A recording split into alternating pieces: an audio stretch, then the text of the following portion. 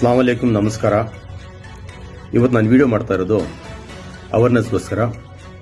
ಬೆಂಗಳೂರಲ್ಲಿ software engineer 29 ವರ್ಷದ ಒಬ್ಬ ವ್ಯಕ್ತಿ ತನ್ನ ಸೆಕ್ಸುವಲ್ ಪ್ರಾಬ್ಲಮ್ಗೋಸ್ಕರ ಚಿಕಿತ್ಸೆ ಪಡೆಯೋದಕ್ಕಾಗಿ 48 ಲಕ್ಷ ಕಳ್ಕೊಂಡಿದ್ದಾನೆ.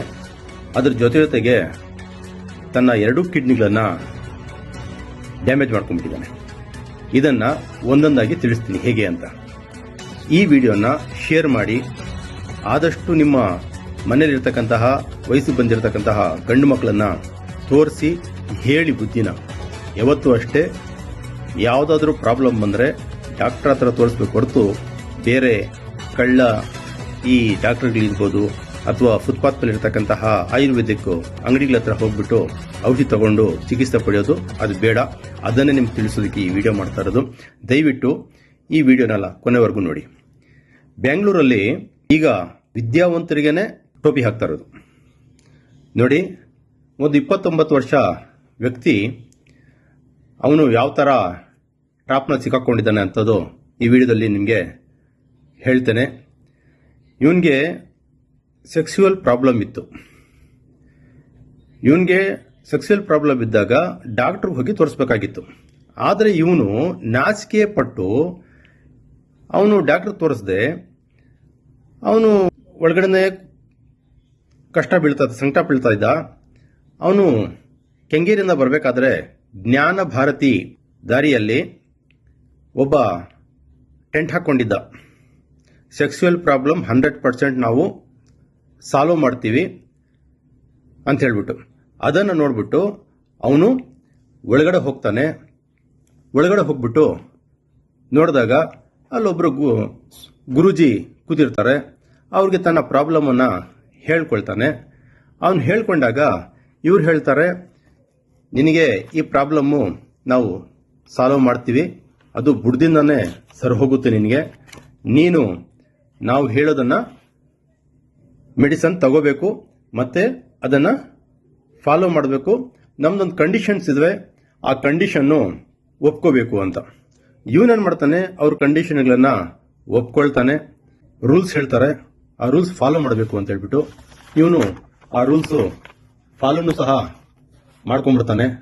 ಮಾಡ್ಕೊಂಡು ಅವ್ರು ಹೇಳ್ತಾರೆ, ಯಾವುದೇ ಕಾರಣಕ್ಕೂ ನಮಗೆ ಆನ್ಲೈನ್ ಪೇಮೆಂಟ್ ಮಾಡಬಾರ್ದು, ಬ್ಯಾಂಕಿಂದ ಟ್ರಾನ್ಸ್ಫರ್ ಮಾಡಬಾರ್ದು, ಆಮೇಲೆ ಯಾರಿಗೂ ಇಲ್ಲಿಗೆ ನಿಮ್ಮ ಜೊತೆಯಲ್ಲಿ ಬೇರೆಯವ್ರಿಗೆ ಯಾರಿಗೂ ಕರ್ಕೊಂಬರ್ಬಾರ್ದು, ಯಾವುದೇ ಕಾರಣಕ್ಕೂ ನೀವು ಇಲ್ಲಿ ಮೆಡಿಸನ್ ಅನ್ನ ತಿನ್ನೋದಕ್ಕೆ ಸ್ಟಾರ್ಟ್ ಮಾಡಿದ್ರೆ ನಿಲ್ಲಿಸಬಾರ್ದು ಅಂತ ಅವನು ಒಪ್ಕೊಳ್ತಾನೆ.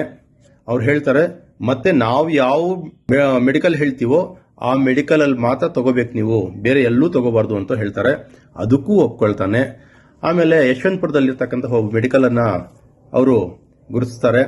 ಅಲ್ಲಿ ಹೋಗ್ಬಿಟ್ಟು ಅವನು ತಗೊಂಡೋಗಿ ಹೋದಾಗ ಆ ಮೆಡಿಸಿನ್ಗಳು ಯಾವ ಥರ ಇರ್ತಂದ್ರೆ, ಅಲ್ಲಿ ದೇವರಾಜ್ ಬೂಟಿ ಅಂತ 1 ಗ್ರಾಮ್ ಬಂದು 1,60,000 ರೂಪಾಯಿ ಇರುತ್ತೆ. ಮತ್ತೆ ಒಂದು ಆಯಿಲ್ ಇರುತ್ತೆ, ಅದು 1 ಗ್ರಾಮ್ ಬಂದು 76,000. ಇನ್ನೊಂದು ಆಯಿಲ್ ಬಂದು ಅದನ್ನ ಅವನು 76,000 ಇದೆಯಲ್ಲ, ಅದು 15 ಗ್ರಾಮ್ ತಗೊಳ್ತಾನೆ. ಅಂದ್ರೆ ಅವಾಗ ತಿಳಿದು 15 ಗ್ರಾಮ್ ತಗೊಳ್ತಾನೆ. ಅದಲ್ಲದೆ ಇನ್ನೊಂದು ಬಂದು ಮೆಡಿಸನ್ ಇರುತ್ತೆ, ಅದನ್ನಂದ್ರೆ 2,60,000 ರೂಪಾಯಿ 1 ಗ್ರಾಮ್. ಅವನು 4 ಸಾರಿ ತಗೊಳ್ತಾನೆ. ಅಂದ್ರೆ 4 ಬಾರಿ ಹೋಗ್ಬಿಟ್ಟು 4 ಬಾರಿ ಅದನ್ನ ತಗೊಳ್ಕೊಂಡಿರ್ತಾನೆ. ಅವನು ಸ್ವಲ್ಪ ಖರೀದಿ ಮಾಡಿರ್ತಾನೆ. ಆಮೇಲೆ ಒಂದ್ಸಾರಿ ತಗೊಳ್ತಾನೆ, ಹೋಗಿ ನೋಡ್ತಾನೆ, ಏನು ಅದರಿಂದ ಉಪಯೋಗ ಆಗಿರಲ್ಲ. ಮತ್ತೆ ಹೋಗಿ ಕೇಳಿದಾಗ ಅವ್ರು ಹೇಳ್ತಾರೆ, ಸ್ವಾಮೀಜಿಗಳು, ಯಾವುದೇ ಕಾರಣಕ್ಕೆ ನೀನು ಇದನ್ನ ನಿಲ್ಲಿಸಬಾರ್ದು, ಟ್ರೀಟ್ಮೆಂಟ್ ತಗೊಳ್ತಾನೆ ಇರಬೇಕು. ತಗೊಳ್ಳಿಲ್ಲ ಅಂದ್ರೆ ನಿನ್ಗೆ ಇನ್ನೂ ಹೆಚ್ಚಾಗಿ ಪ್ರಾಬ್ಲಮ್ ಆಗ್ಬೋದು, ಅಥವಾ ನೀನು ಗಣಿಸಿರೋದು ನೀನು ನಪುಂಸಕನೂ ಆಗ್ಬೋದು ಅಂತ ಹೇಳ್ಬಿಡ್ತಾರೆ. ಅವನು ಅದಕ್ಕೆ ಭಯ ಬಿದ್ದು ಅವನು ಈ ತರ ತಗೊಂಡು ಏನ್ ಮಾಡ್ತಾನೆ, ಮೊಟ್ಟ ಮೊದಲು ಅವನ ಹತ್ರ ಇರ್ತಕ್ಕಂಥ ಸೇವಿಂಗ್ಸ್ ಎಲ್ಲ ಮುಗಿದೋಗುತ್ತೆ. ಮತ್ತೆ ಅವನ ಹೆಂಡತಿ ಮತ್ತೆ ಅವ್ರ ಪೇರೆಂಟ್ಸ್ ಹತ್ರ ಹೋಗ್ಬಿಟ್ಟು ಅವನು 17 ಲಕ್ಷ ತಗೊಳ್ತಾನೆ. ಮತ್ತೆ ಅವನ ಸ್ನೇಹಿತರ ಹತ್ರ ಅಂದ್ರೆ ಫ್ರೆಂಡ್ ಹತ್ರ ಹೋಗ್ಬಿಟ್ಟು 10 ಲಕ್ಷ ಸಾಲ ಮಾಡ್ತಾನೆ. ಅವನು ಅದು ಸಾಲದೆ HDFCಯಲ್ಲಿ ತನಗೆ ಸಿಗ್ತಕ್ಕಂತಹ ಪರ್ಸನಲ್ ಲೋನಲ್ಲಿ 20 ಲಕ್ಷ ತಗೊಂಡು ಅವ್ರಿಗೆ ಕೊಟ್ಟಿರ್ತಾನೆ. ಅಂದರೆ ಟೋಟಲ್ ಮೊತ್ತ ಅವನು 48 ಲಕ್ಷ ಕೊಟ್ಟಿರ್ತಾನೆ ಅವ್ರಿಗೆ. ಅದಾದ್ಮೇಲೆ ಅವನಿಗೆ ಕೆಲವು ದಿನ ಆದಮೇಲೆ ಅವನಿಗೆ ಹೆಲ್ತ್ ಇಶ್ಯೂ ಬೇರೆ ಬರುತ್ತೆ. ಅದನ್ನು ತೋರಿಸೋದಕ್ಕೆ ಹಾಸ್ಪಿಟ್ಲ್ ಹೋದಾಗ ಅಲ್ಲಿ ಹೋಗಿ ಚೆಕ್ ಮಾಡಿದಾಗ ಡಾಕ್ಟರ್ ಹೇಳ್ತಾರೆ, ನೀನು ತಗೊಂಡಿದ್ಯಲ್ವಾ ಆಯುರ್ವೇದಿಕ್ ಮೆಡಿಸನ್ನು, ಅದರಿಂದ ನಿನಗೆ 2 ಕಿಡ್ನಿಗಳು ಸಹ ಡ್ಯಾಮೇಜ್ ಆಗಿಬಿಟ್ಟಿದೆ ಅಂತ ಹೇಳ್ತಾರೆ. ಅವನು ಆಗ ಗಾಬರಿ ಬಿದ್ದು ಜ್ಞಾನಭಾರತಿ ಪೊಲೀಸ್ ಸ್ಟೇಷನ್ಗೆ ಹೋಗ್ಬಿಟ್ಟು ಕಂಪ್ಲೇಂಟ್ ಕೊಡ್ತಾನೆ.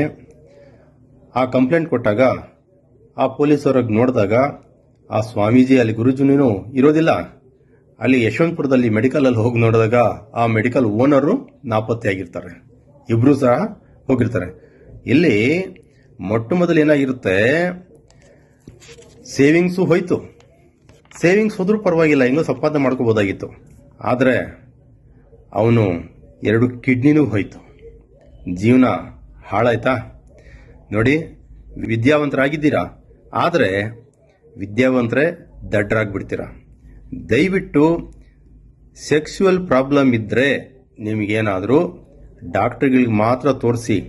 ಬೇರೆ ಯಾವುದೇ ಥರ ಫುಟ್ಪಾತ್ ಮೇಲೆ ಇರ್ತಕ್ಕಂತಹ ನಾನು ಅದು ಮಾಡ್ತೀನಿ ಇದು ಮಾಡ್ತೀನಿ ಅಂತ ಹೇಳ್ತಾ ಇರ್ತಾರಲ್ಲ, ದಯವಿಟ್ಟು ತಗೊಳಕ್ಕೆ ಹೋಗಬೇಡಿ. ಇಲ್ಲಿ ಗಂಡಸ್ತನ ಇದು ನಿಮಗೆ ಹುಟ್ಟಿಂದನೂ ಬಂದಿರುತ್ತೆ. ಅದು ನೀವು ತಿಳ್ಕೊಂಡಿರೋ ಹಾಗೆ ಲಾಂಗ್ ಟೈಮ್ ಯೂಸ್ ಮಾಡ್ತಕ್ಕಂಥದ್ದಲ್ಲ. ಅದು ಒಂದು ನಾನು ಡಾಕ್ಟರ್ ಹತ್ರ ಹೋಗಿ ಮಾತಾಡಿದೆ. ಅವರು ಡಾಕ್ಟರ್ ಹೇಳ್ತಾರೆ, ಗಂಡಸಿಗೆ ಆರೋಗ್ಯವಾಗಿದ್ದರೆ ಅವನು ಸಂಭೋಗ ಮಾಡಬೇಕಾದ್ರೆ 3 ನಿಮಿಷ, ಜಾಸ್ತಿ ಅಂದರೆ 3-4 ನಿಮಿಷ, ಅದಕ್ಕಿಂತ ಜಾಸ್ತಿ ಅವನು ಮಾಡಿದಾನಂದರೆ ಅವನು ಅದಕ್ಕೆ ಮೆಡಿಸನ್ ತಗೊಂಡಿರ್ತಾನೆ ಅಂತ. ಅದು ಬಿಟ್ಟರೆ ದಯವಿಟ್ಟು ಬೇರೆ ಏನು ಲಾಂಗ್ ಟೈಮ್ ಮಾಡ್ತಕ್ಕಂಥದ್ದು ಏನೂ ಇಲ್ಲ. ನಿಮ್ಮ ಹುಡುಗರಿಗೆ ಹೇಳಿ ವಿಡಿಯೋವನ್ನು ಶೇರ್ ಮಾಡಿ. ಶೇರ್ ಮಾಡೋದ್ರಿಂದ ನಮ್ಮ ಚಿಕ್ಕ ಚಿಕ್ಕ ಹುಡುಗರು ಹಾಳಾಗೋಗಿಂತ ಉಳ್ಕೊಳ್ತಾರೆ. ಇವ್ರ ಮೈಂಡಲ್ಲಿ ಇರ್ತಕ್ಕಂಥ ಈ ಕೆಟ್ಟ ಯೋಚನೆಗಳಿದಾವಲ್ಲ, ನಾವು ಸಂಭೋಗ ಬಹಳ ಲಾಂಗ್ ಮಾಡ್ಬೋದು ಅಥವಾ ನಾವು ಹಾಗೆ ಮಾಡ್ಬೋದು ಹೀಗೆ ಮಾಡ್ಬೋದು, ಅದೇನೂ ಇಲ್ಲ. ಅದು ಗಂಡಸ್ತನಕ್ಕೆ 3 ನಿಮಿಷ ಅಥವಾ ಜಾಸ್ತಿ 4 ನಿಮಿಷ ಅಂತಾನೆ ಹೇಳಿದ್ದಾರೆ ಡಾಕ್ಟ್ರು. ನನಗೆ ಮಾತಾಡಿದೆ ಡಾಕ್ಟರ್ಗೆ. ಅದು ದಯವಿಟ್ಟು ನಿಮ್ಮ ಹುಡುಗರಿಗೆ ಹೇಳಿ, ನಾಚಿಕೆ ಪಡಬೇಡಿ. ನೀವು ಈ ಒಂದು ಶೇರ್ ಮಾಡೋದ್ರಿಂದ ಎಲ್ಲ ಹುಡುಗರಿಗೂ ಇದು ಆ ವಿಡಿಯೋ ನೋಡಿದ್ರೆ ಅವ್ರಿಗೆ ಬುದ್ಧಿ ಬರುತ್ತೆ. ಈ ಕೆಟ್ಟ ಚಿಕಿತ್ಸೆಗಳಿಂದ ಉಳ್ಕೊಳ್ತಾರೆ. ಧನ್ಯವಾದಗಳು. ನಮಸ್ಕಾರ.